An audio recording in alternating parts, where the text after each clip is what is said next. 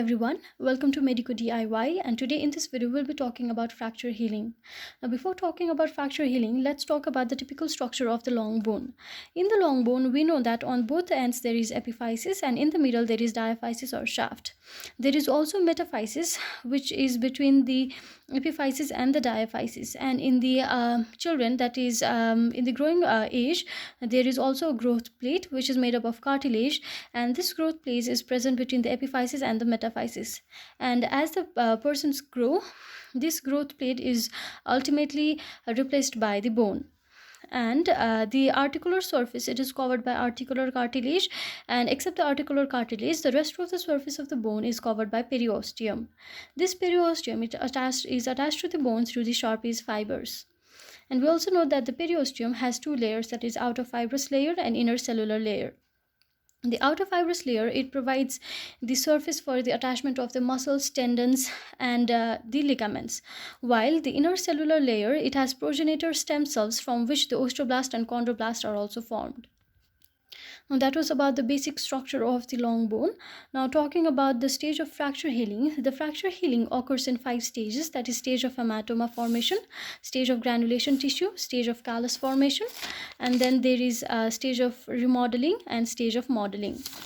Now talking about the stage of hematoma formation, once the fracture has occurred, the stage of hematoma, it lasts for around 7 days. As the fracture of the bone has occurred, the blood vessels are also torn, so the blood leaks outside and it forms hematoma between and around the fracture site. And since the periosteum and the soft tissue is also stripped from the fracture ends, the ischemic necrosis of the fracture ends occurs. And since there is deprivation of the blood supply, some of the osteocytes, they die, while others, they get sensitized subsequently and they differentiate into the daughter cells. This formation of the daughter cells, it plays an important role in the fracture healing. Now talking about stage of granulation tissue, it lasts for around 2 to 3 weeks. In this stage, what happens is that the daughter cells, that is sensitized precursor cells, they produce cells which differentiate and organize to produce the blood vessels, fibroblast and osteoblast, and collectively this forms the soft granulation tissue in the space between the fracture fragments. And this also gives the soft tissue anchorage to the fracture ends without structural rigidity. The blood clot, it gives rise to the loose fibrous mesh which serves as a framework for ingrowth of fibroblast and the new capillaries. And this blood clot eventually is removed by macrophages, giant cells, etc. in the granulation tissue. Now talking about the stage of callus formation, it lasts for around 4 to 12 weeks. Here what happens is that the granulation tissue, they differentiates further to form the osteoblast.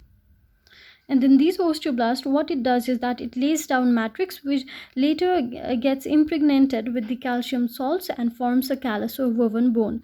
The callus or woven bone, it is an immature bone, and this callus, it is the first sign of union which is visible on the X-ray, and it is usually takes around 3 weeks after the fracture has occurred. And the callus, it also provides good strength to the fracture. The callus forms slower in adults than the children, and in cortical bones than in cancellous bone. Now talking about stage of remodeling, it was initially called as stage of consolidation, but now it has been called as stage of remodeling.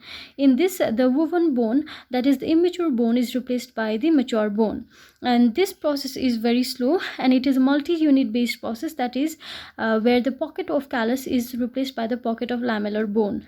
And this takes place for around 1 to 4 years. Then the final stage of fracture healing is stage of modeling or remodeling, and this occurs in a duration of many years. Here the bone gradually is strengthened and shaping of the cortices occurs at the endosteal and periosteal surface. And the stimulus for shaping of the cortices, it comes from local bone strains when person resumes the activity, and it occurs in more conspicuous way in children than with angulated fracture, and to very limited extent in fracture in adults. Hope you like this video. Do like, share and subscribe to my YouTube channel, and stay tuned for more videos. Thank you.